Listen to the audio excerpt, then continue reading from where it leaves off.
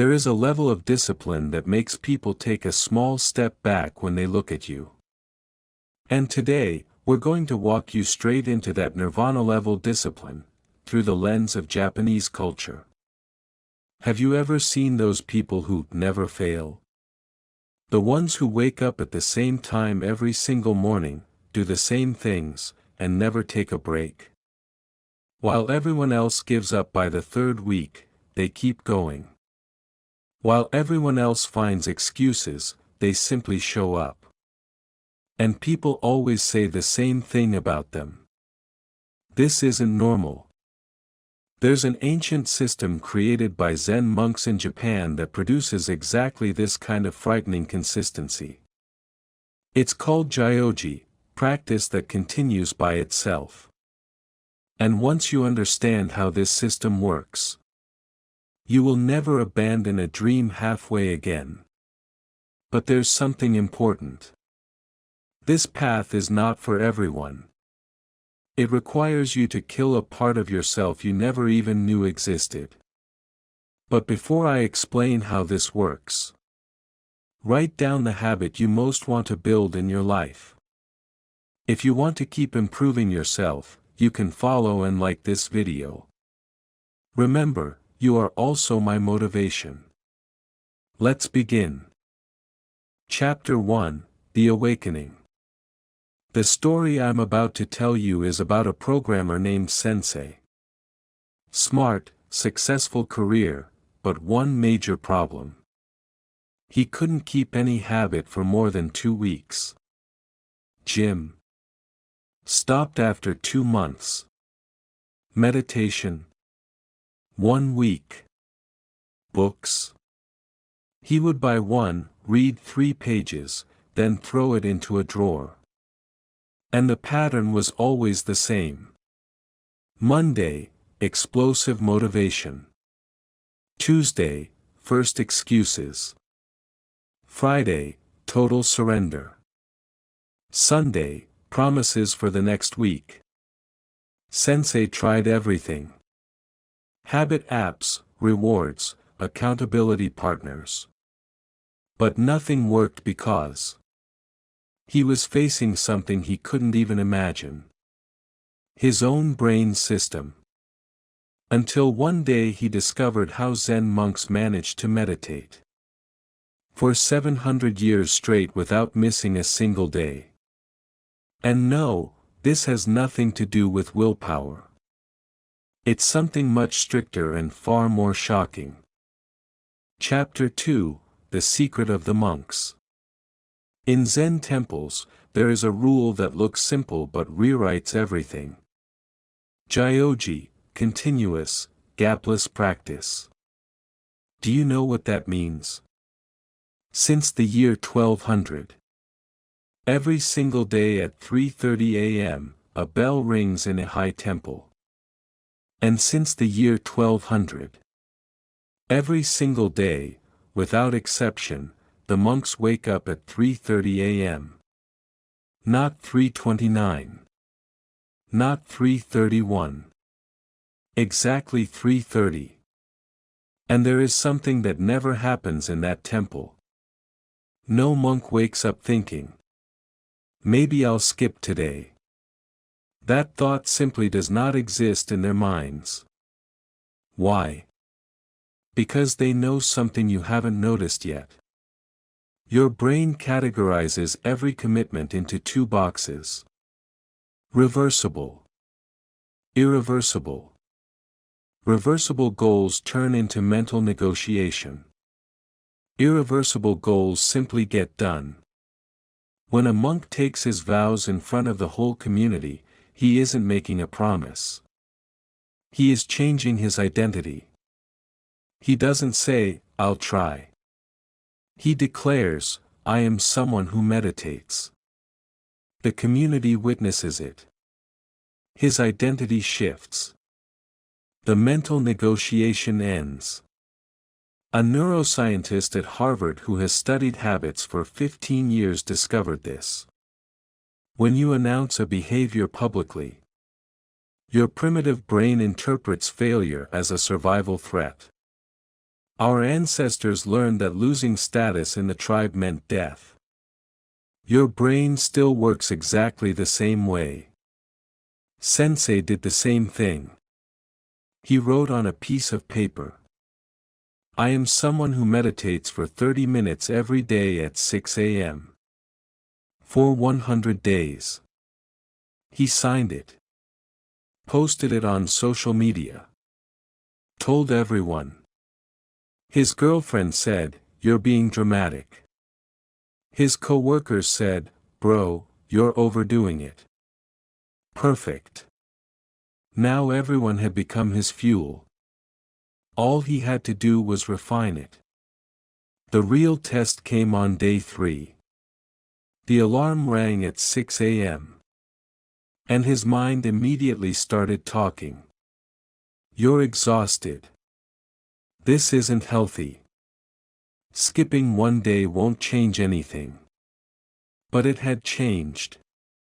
Admitting to everyone that he quit after 2 to 3 days would hurt far more than continuing. But that's where the real problem began. Chapter 3: The Internal War. Despite the social pressure, Sensei was still fighting his body every morning. He had ended the mental negotiations. But his biology didn't care. His body still wanted to sleep. The public declaration solved the mental part. But the real war continued inside. That's when he learned the monk's second rule. Non-negotiable hours. We waste energy every day with the same question. When should I do this? Morning or night? Now or later? Every decision burns mental fuel. Sensei chose 6 a.m. Not because he loved early mornings, but because the world is asleep at that hour. No messages. No emails. No distractions. No excuses. Not because the time is perfect, but because it leaves no room for escape. The first week was terrible. The body rebelled. That's normal, because the body loves routine. But in the second week, something happened. He started waking up a few minutes before the alarm. Yet there was still a problem.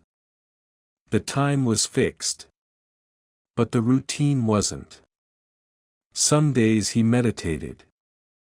Other days he read. Sometimes a few push-ups. His brain had found a new negotiation window. So he turned to Marlin's controversial teaching. Until the mind submits, you do the exact same thing every day. Chapter 4: The One Way. Variety sounds nice. But for your goals, it's your biggest enemy. Every change requires the brain to make new decisions. Every decision becomes an escape route for old habits. So Sensei locked everything in place. 20 push-ups. 10 minutes meditation. 10 minutes reading. Same order. Same length. For 90 days. His friends said he'd become a robot. His girlfriend said he was turning stiff. But they couldn't see the truth. What looks boring is actually the sound of discipline. By the third week his mind revolted. This is stupid. Mix it up. You're human. By the fourth week, something broke. Not his discipline, but the negotiating part of his mind. By the sixth week, one morning he was halfway through his push-ups. Before he even realized he had started. The body was doing the practice on its own. An MIT researcher confirmed this. When a habit is repeated in the same context for 66 days, control shifts to the brain's basal ganglia. You're no longer deciding. You're simply doing. Chapter 5, Practice Without Gaps. One day, Sensei got the flu. Another day, he had a business trip. These are the famous moments where most people abandon their habits. Not today. I'm sick. I don't have time. But Zen monks say, the gap is the door where your old self returns. Sensei didn't allow a gap. He did push-ups in the station bathroom. Meditated in the taxi. Read on the bus. None of it was perfect. But the flow continued. Like a river. Its flow may weaken. But it never stops. And the moment it stops, it's no longer a river. Your practice is the same. Chapter 6, Pre-Solutions. Life is full of obstacles. Your child gets sick. Your car breaks down. Your boss keeps you late. These unexpected situations crush consistency. Why have Zen monasteries gone centuries without missing a single day of practice? Because when obstacles appear, they don't make decisions. The answer is already prepared. Meditation hall flooded. Go to the dining hall. Dining hall caught fire. Go to the courtyard. No debate. No meeting. No excuses. Sensei made a list for every obstacle in his life. If A happens, I do B. This eliminates decision fatigue. And keeps the mind sharp. A psychologist who has studied decision-making for 10 years found pre-decided behaviors protect willpower in critical moments. By day 70, his practice had become fully automatic. By day 90, he completed his personal Gyoji. 3 months with not a single gap. But the real transformation was this. He wasn't the same person anymore. His friends said, "Your discipline is scary." His answer was simple. Good. Chapter 7, The Transformation. Because when your discipline starts to bother others, you're finally in the middle of a real transformation. Your presence alone exposes their excuses. That's why they call you obsessed. That's why they say you need balance. Because you are moving forward. And they're standing still. But you're not doing this for them. You discovered that. Consistency isn't doing something every day. Consistency is becoming someone who can't behave any other way. With the Gyoji system. Public declaration. Fixed time. One fixed routine. Pre-solved obstacles. You're no longer trying to get disciplined. You're rebuilding your identity. You're no longer someone who tries.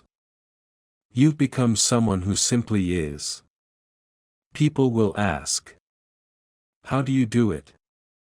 The real answer is, he doesn't do it. He is it. And now the question turns to you. Are you ready for this level of transformation? Because this path isn't about discipline. It's about the death of your inconsistent self. And the birth of your unbreakable self. Gyoji doesn't make you a better person. It makes you a different person. And when someone looks at you and says, "This isn't normal," smile. Because every powerful path will test you with challenges. And the fact that you're still standing means you've already begun your transformation.